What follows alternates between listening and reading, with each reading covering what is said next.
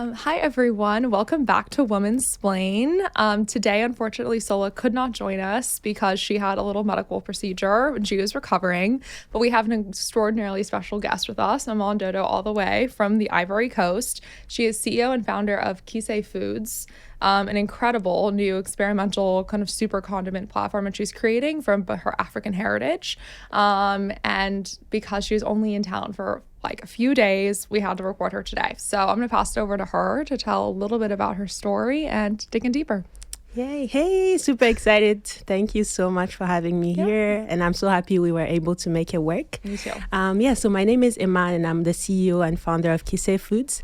Our mission is really to help people flourish through food by creating everyday food products that are nourishing, that are super flavorful, that are accessible and convenient using unique African ingredients. Because growing up and living in so many countries, I really realized that part of my cultural heritage was missing on the shelves in supermarkets, and I just made it a mission to change that.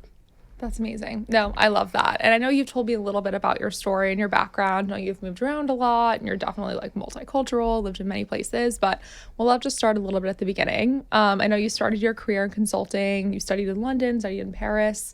Maybe just give a little background on kind of where you started in your consulting sort of career and how that led to you becoming an entrepreneur. Yeah, so I'm going to backtrack a bit more actually. So I grew up in Niger Republic. It's a country above Nigeria. It's not Nigeria because that's what people often get wrong. So in Niger, French speaking, Nigeria, English speaking. Okay. And so I went to boarding school in France, and after boarding school, studied in the UK.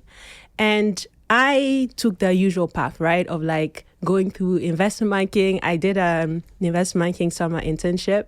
And I remember I used to cry. It was amazing, but I used to cry every day in the bathroom because of how stressful. I just felt disconnected and just didn't really fit in, right? Yeah. But back then, at the time, that was my dream because I felt like maybe that's what I was supposed to do and that's the path that I was supposed to take. So I did that. Thankfully, I didn't get the offer. I was really sad at the time. But, looking back so many years after, I'm so happy, a blessing. Totally. So after that, didn't get the offer. I've always wanted to kind of go back to the continent. We'll get into that a bit later, but I've always wanted to go back because I felt like that's where my skills were most needed and where I could really contribute and change things.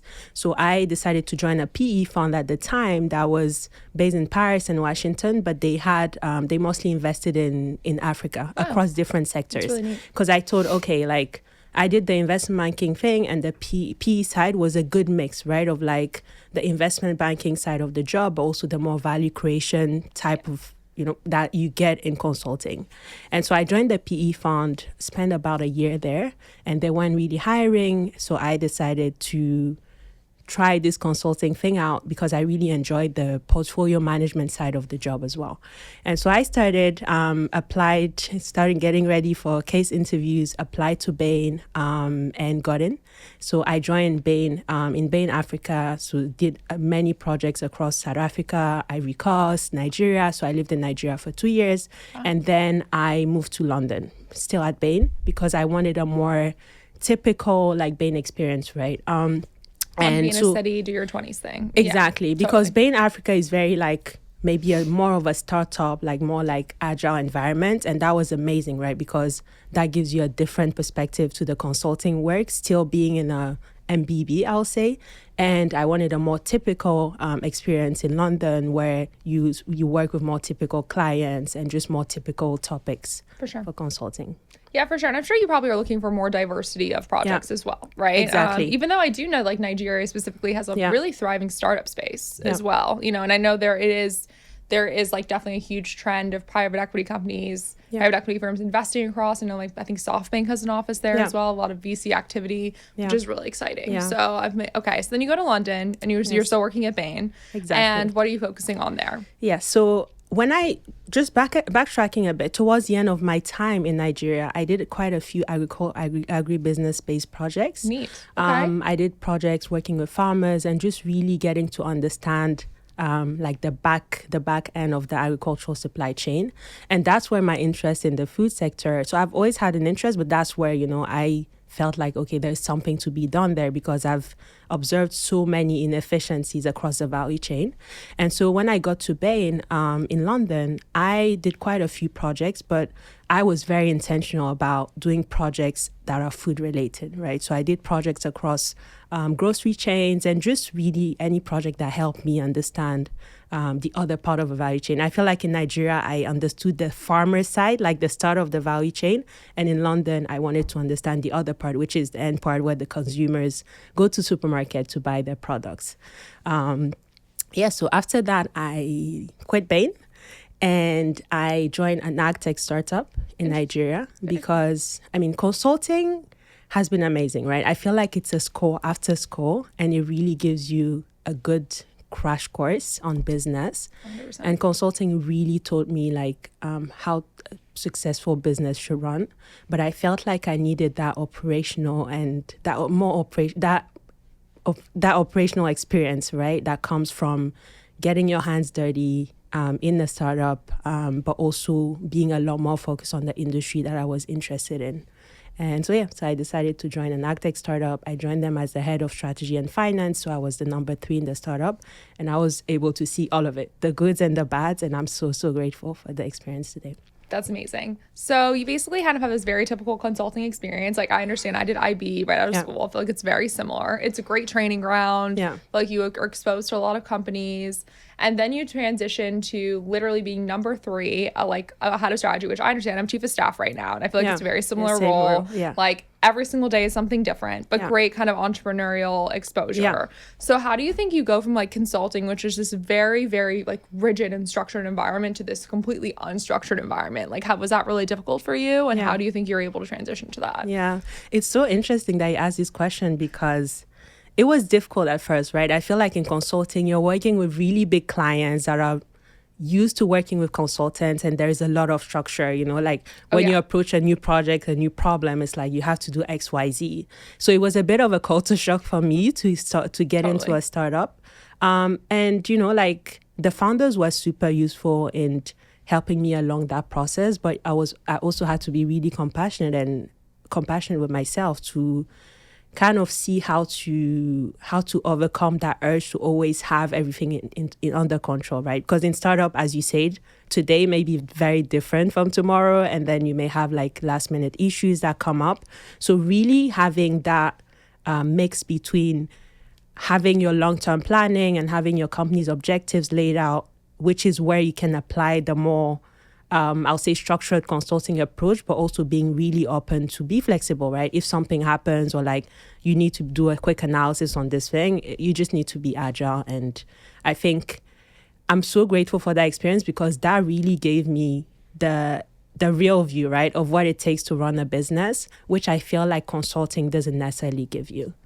Absolutely, for sure. I think, like, honestly, we've seen this pattern with a lot of the founders we've interviewed. Like, they kind of started in their stereotypical finance or corporate role, transitioned to some sort of startup role where kind of gave them a really good sort of mix and strategic, like, area. And then they were able to kind of use a combination to be an entrepreneur. Yeah. So you're there. Okay, so you're at this startup, they're doing this. And what do you think sort of sparked your entrepreneurial passion and want to kind of start your own company? Was it something you always dreamed of? Was it being at this, like, new company? What do you think drove you? Yeah, so, it's funny enough because I felt like from day one, since I was young, so my mom is a diplomat. So since I was young, I knew that I wanted to help people live healthier lives. And I knew that I wanted to use my skills to help my continent, right? So I didn't quite know how to do that, whether it was through entrepreneurship, whether through a private company, but I just knew that that was the mission for me. And seeing my mom's career, I kind of knew that I didn't want that to be the public sector. So at least I knew that. And so, along the years with my consulting experience and just looking back at the market and the gaps and everything that could be done and the opportunities, I then decided to take the leap and felt like my interests and what I could bring to the industry will have been better captured through entrepreneurship. So it wasn't always like I wanted to be an entrepreneur, but I feel like it happened very gradually. throughout my career. That makes sense. And when you say, I know you obviously seems like you've touched a lot of agricultural business, and also that you really were passionate, obviously, about helping your continent. Maybe talk a little bit more about that and what does that mean to you? Yes, it means a lot because essentially today, like, there's so many inefficiencies. The food sector is everything, right? 80% of people in many developing countries work in the agricultural sector. Wow. But today, there is a lot of, it's something that you may have seen, there is a lot of, I'll say, there's a lot of communication around brands wanting to pay farmers a fair price, etc. And I feel like really, like, to impact things, you need to look at things at a more fundamental level, right? You can't just come and just pay like farmers a better price. In the background, you have a lot of intermediaries in the supply chain, and the farmers don't end up really winning from it. Okay. And so I think the way that you need to approach this industry is really understanding what farmers want, what they need, what their challenges are, and really being on the ground. And it's something that I was able to do, having spent so many times with farmers on the ground, and really understand what is it that matters to them, so you can better work with them and help them through the issues that they're having today. Yeah, no, absolutely. I mean, maybe talk about this a little bit more. This is something I feel like, I certainly don't have a lot of knowledge about. I think like the Western world is not exposed to the same level of struggle, like this type of struggle that really a developing country is going through. So, I didn't know that 80% of people are working in agriculture. That's obviously huge. It's basically your entire economy. Exactly. So what are the inefficiencies, I guess, that you're aiming to solve and like kind of inspired you to create Kise? Yeah, so there are a couple of things. The first one, just backtracking a bit, today we're using unique African ingredients in our products, and there is a reason for that, right? Not just a personal reason. The reason is that today 80% of what we eat, what you and I eat, are based on 3 crops. So that's rice, wheat, and maize. Wow. And so when you think about climate change and food security, with climate change, these crops are actually threatened by pests and diseases. Okay. And so we actually must diversify our diet, not only for our own health and nutrition, but also for our food security. And so you have so many different ingredients, and Africa has so many of these unique ingredients like moringa that are superfoods, that are super nourishing, that are not really available in products that in places where you shop. And so these products are slowly disappearing. But when you actually see these farmers and speak to them, these products are available, right? These farmers have been eating those products for so long, for millennials, and they eat them still within their families and within their communities.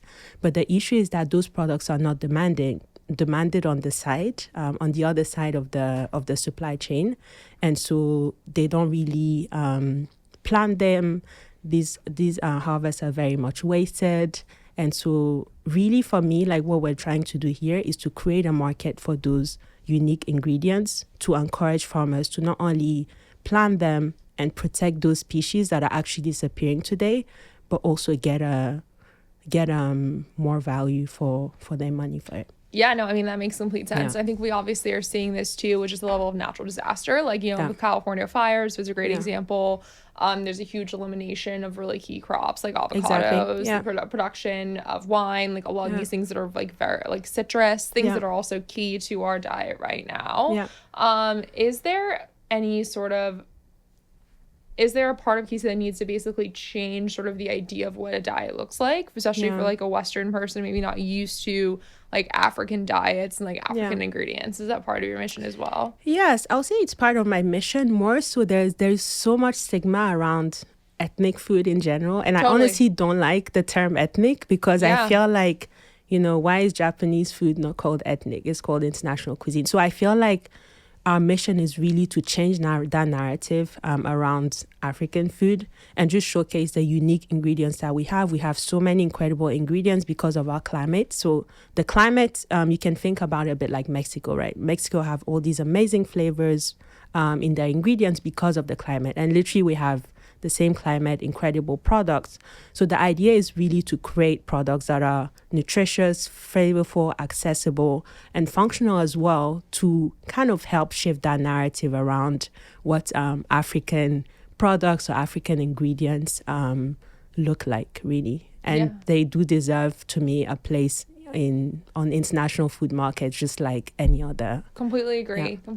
And there is like also, I even think it's even shown in like the placement in retail and grocery stores, like how international foods typically are Mexican and Japanese, and there's even just like a real lack of just like African ingredients even in the international aisle. Yeah, it's crazy. So and really I document that I document that a lot because with market research, I love going into supermarkets. Like here in my time in New York, I've been going to Trader Joe's, to Whole Foods, just to see what's on the shelves, right? And it's crazy because when you look around, there's barely no products that kind of like celebrate that heritage. To your point, you find Mexican products, Japanese products, but there's really nothing when you think about products that are African products or products that celebrate those ingredients. Completely agree. I think it's time to change that. I totally agree. And this was also part of the reason that inspired you to do this, right? Because you were living in France and London, and there was just sort of a lack of African products as well, right? Exactly. So I lived in France and in London, and just as a busy corporate girl, so first moving to London as a student and as a busy corporate girl, I really struggled to find products that were healthy, were flavorful. I always have this thing where I say that healthy products are not flavorful, and it's been a huge struggle of mine finding products that are healthy, flavorful, accessible, so that I don't need to go far away. Like they weren't accessible in regular supermarkets where I shopped, right? And they weren't really sustainable and convenient and versatile. And so I've really struggled with that. And the products that you find in those ethnic food shops don't taste the same as they taste when you're closer to the farmer, right? When you freshly harvest them, because those products are harvested earlier than before they're ripe. Sorry, I'm a French speaker. Right. So by the way, I'm a French speaker, so excuse me. Literally, I speak barely one language, so it's fine. So I'm very impressed by like you're 12. Don't worry, you're good. You're you're good. Yeah, so basically, when the food is exported, right? So let's use a banana, for example. A banana will be harvested way before its harvest time, when it needs to come on the shelves in the US or in Europe, because that helps with transport. That makes sense. Essentially, with the transport process, the products get spoiled, and so they reduce food waste. And what happens is that the earlier the product is harvested, the less flavorful it is, right? And so one of the things that we're doing through Kise is by working with farmers on the ground and sourcing directly from farmers, we're processing and then having that flavor, because those ingredients are harvested right before being used in the products. And so I remember when I was in London and in Paris, I used to ask my family all the time to bring food in their suitcases every time they came to visit, because that's food that I couldn't really find. And speaking to my friends and family and community members, I really realized that my community faced the same issues. They faced issues with, like, they couldn't really find products that were flavorful, that were healthy, that also they weren't feeling seen, right? They needed to feel seen, and they weren't feeling seen with products that celebrated their heritage. And for me as well, I'm super active. So I run marathons. I've always been super athletic and super active. And I needed products that also help me thrive, like on the nutritious side as well, without having to give up the flavor side and the enjoyment, exactly. Yeah, absolutely. Yeah. No, I mean, that makes so much sense. And so tell me a little bit more about Kise specifically. So I know that you're about to launch. Yeah. So this all makes so much sense. So I feel like throughout your entire career journey, you're moving around a lot, you're feeling unseen, you feel like there's really a lack of efficiency at home in terms of providing like healthy food to your, like, honestly, to your continent. Yeah. And then there's also real lack of even just access to it outside of where you're from. Exactly. And so it sounds like Kise is trying to kind of bring that all together. So tell me about the recipe you're creating, the manufacturing process, kind of how you get onto it. And then I know you're about to launch, so would just love to learn a bit more about that. Yes. I can backtrack a bit. So what we're doing, as I said, we're really on a mission to help people flourish through food, right? Love. And to flourish through food, there are many aspects. You can flourish by nourishing your body, so putting creating products that are nourishing to you.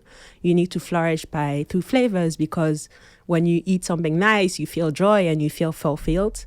You can flourish through sustainability, because you know that the products that you're eating are making an impact and that are helping with food security and helping with climate change.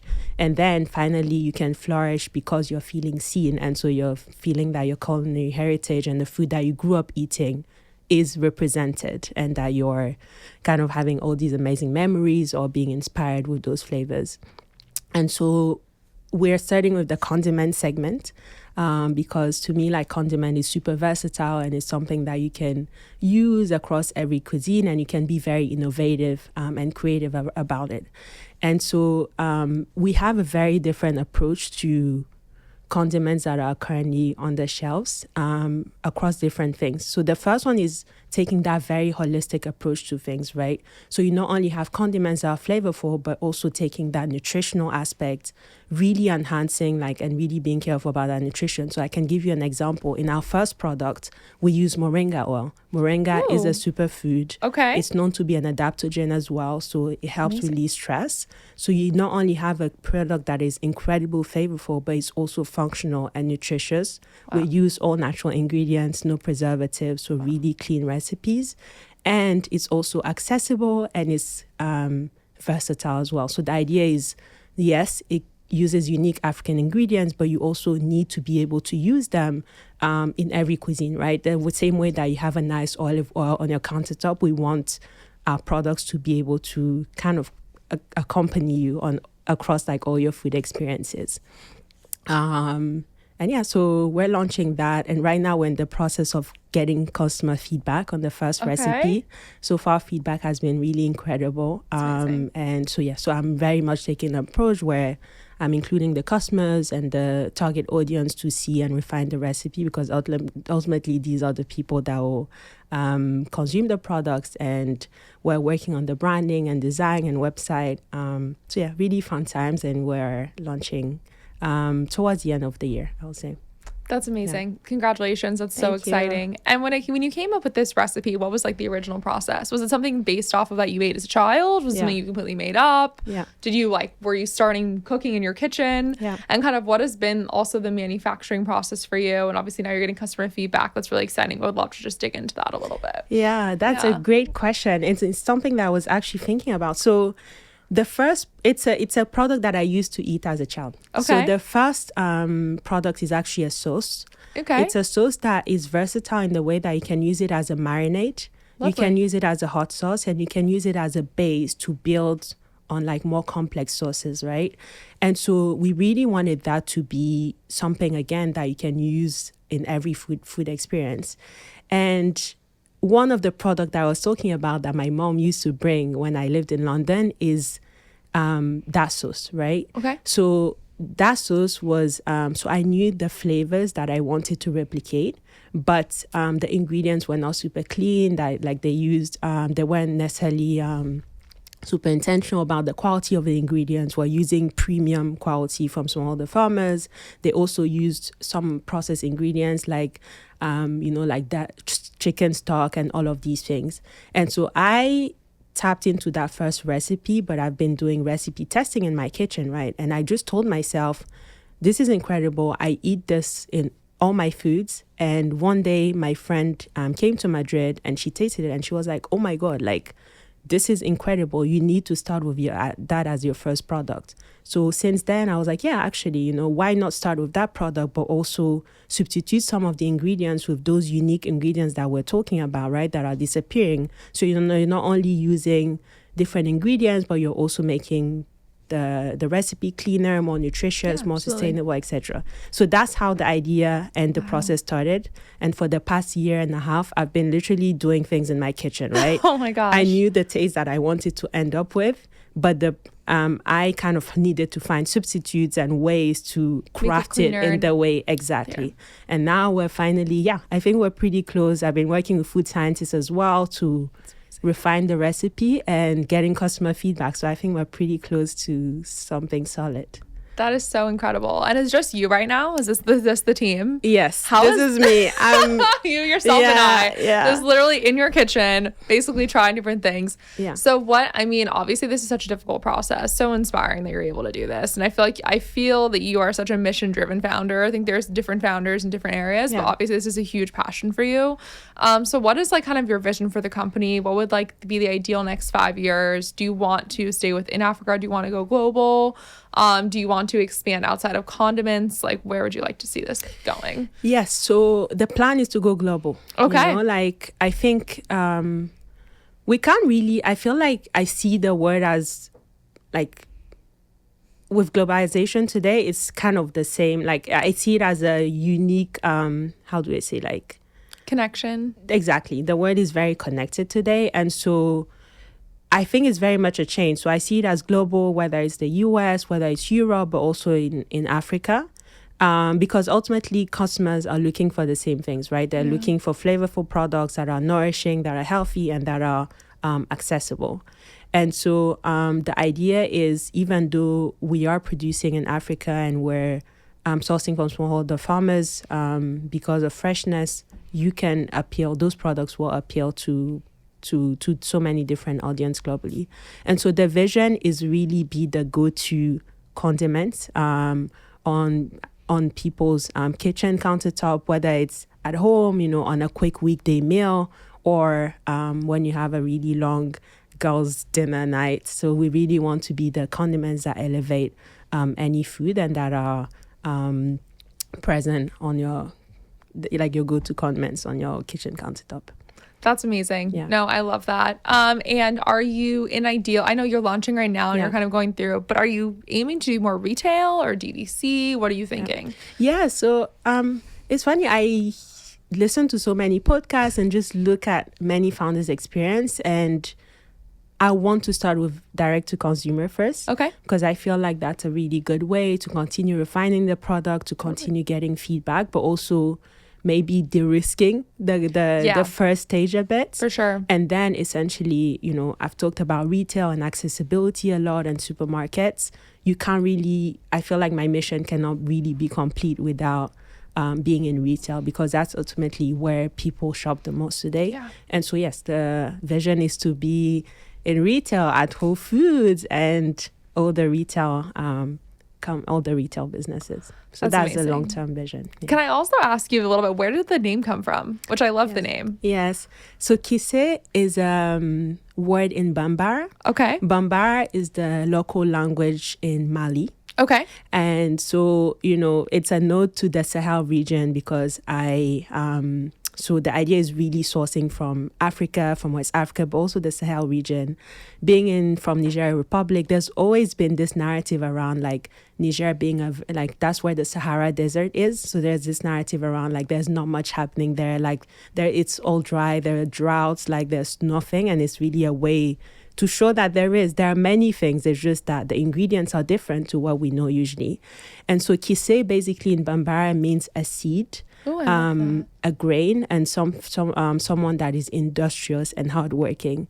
And that the idea is really to put a seed, for a movement and something beautiful to happen in the future. Exactly. Well, that's beautiful. I love that. It's also it's a gorgeous name. It has it evokes a lot of really like joy and connection. Exactly. And it's really, really lovely. Yeah. And I mean, I'm so impressed about this. I think I'm so excited to see you kind of like, this is so different from my perspective of anything I've really heard about in food. Yeah. And I mean, is there even anything close to this on the market right now?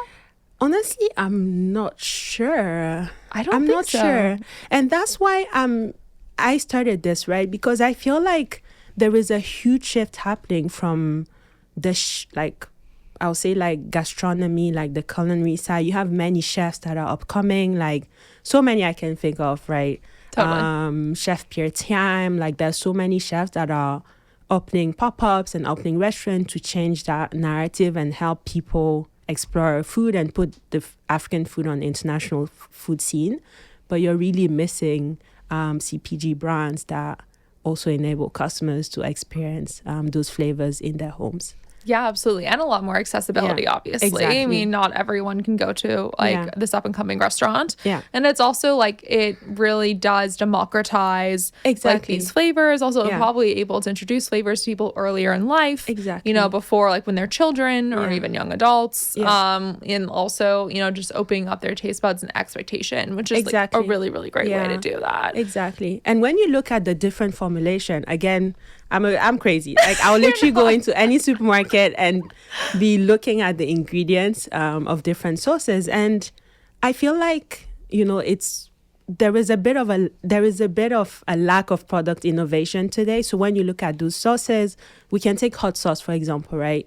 It's either something I struggle with is also the hot sauces are either acidic, so most of the hot sauces are acidic, or it's a mix of like tomato sauce with something, or they're sweet, or they're like a chili puree that is too harsh on your tongue. So I feel like a lot of the products actually, when you look at them on the shelves in terms of look, but also in terms of the ingredients, it's pretty similar. You should actually, like next you go to the supermarket, you should. I will. I absolutely will. Yeah. And so right now you're getting customer feedback. Do you kind of know when your launch date is or your ideal launch date? Ideal launch date will be Q3 or Q4 this year. Okay, incredible. Yeah, honestly, like, you know, there's so much pressure around launching in 9 months, launching in 6 months. And for me, like, it's a lifetime purpose, right? It's a lifetime work. And I know that, I think it's a balance between getting it perfectly, it's a balance between getting things perfectly, but also taking your time. And I think, I'd rather take a bit more of my time to get it as right as possible before launching. Yeah, no, absolutely. I agree. I think entrepreneurs put a lot of pressure on themselves to meet certain deadlines. And especially your first launch, you would much rather have it be slow and right. Exactly. There, you know, we have all the time. We have all the time. Right. Then rush it and have it not go well. What do you think is maybe been your greatest challenge that you've faced so far? I know like being an entrepreneur is such a long journey. And how do you think you've been able to like kind of fight through it and come through the other side? Yeah, I think honestly, greatest challenge, I'll say 2 challenges, right? The first one is imposter syndrome. I have this experience in consulting and investment banking and ag tech, but you never really know, like, am I actually ready for this? Do I know what I'm doing? Honestly, most times I don't know what I'm doing. So I've really had to be confident in what I know and what I bring to the table. I know that consulting has given me incredible skills that are transferable to anything, right? The way I approach a problem, the way I analyze things, the way I communicate, the way I build good teams, the way I even look at a financial statements. And these are really fundamental to building a business. So I've had to be confident in knowing what I know and also being okay with learning what I don't know. And the second challenge is comparison. I'll say, like, you know, today with social media, and again, we touched on that a bit, like kind of feeling like comparing myself to people that are ahead of me in the journey. And I just always have to remind myself that everyone is on their own lane, on their own journeys. And, you know, I need to take inspiration from other people, but really not compare myself because the brand is different, the journey is different, our experiences are different. Absolutely. And I think this is such a similar struggle for all women too. I think we often are not encouraged to take the same level of risk as men growing up. And like, it's kind of, we're the first generation of a lot of female entrepreneurs. So it's really good, I think, for our listeners to hear that's such a normal experience and that the only way to kind of fight through it is to fight through it. Exactly. And I don't think it ever ends, to be honest. I have friends that have been entrepreneurs for 10 years and it never ends, but it's really embracing that process and just like learning through it, right? And embracing that as part of the journey and why as part of the beauty of the journey. That's amazing. No, I'm so excited to see Kise Food launch, and I'm really excited to try it. It sounds amazing. It'll spice up my plate. Right. So I will always end on this. This has been an incredible interview. It's so nice to hear your story. Thank you. Would love to just hear for our listeners and for us, you know, what advice would you give a young person who's thinking about starting their own company, and kind of what you would tell them? Yes. I think it's just tapping into your own knowledge and experience. You know, like, I feel like And we have this idea of, yes, entrepreneurship is fun, but sometimes we have this idea where we put it on a pedestal in some way, that you need to find the perfect product or that like little perfect idea. And really, like in the beauty of the food sector is that it's very tangible, right? You can put forward products that you like, that you'll eat, or like struggles that you've had. And that's something that has really helped me when I was when I was thinking about my first product, really tapping into the struggles that I faced about not being able to find the products that I wanted on the market, but also tapping into the problems that my community was facing. So, having a friend taste a product and just leveraging her advice and just really paying attention to the struggles that you face and the kind of problems that you wish someone will solve, and also paying very, very much paying attention to the problems that people in your community face as well, because that's where your next big thing may lie. That's amazing. No, I totally agree. And I love that. Well, where can we find you on social media, et cetera? Where can we follow you? Yes, on social media. So on Kise Foods. So Kise, Kise Foods. I'm also sharing the day-to-day of building the business on my private Instagram. That's Imane Dodo. I don't know. Are we going to tag it? I'll definitely. We'll tag you. We'll hopefully post this and tag in everything, and we'll also post about us on our Instagram, Women's Blade Pod. And we are on Instagram, TikTok, and always email us at womensbladepod1@gmail.com and we'll promote your products too. And we should do a taste test in the future. We should. We really should. And that's another reason to come back to New York soon. Exactly. That's amazing. Thank you so much for coming on, Imane. It was amazing. And thank you guys so much for listening. And look out for Kise Foods in the future. Thank you. Thank you for having me.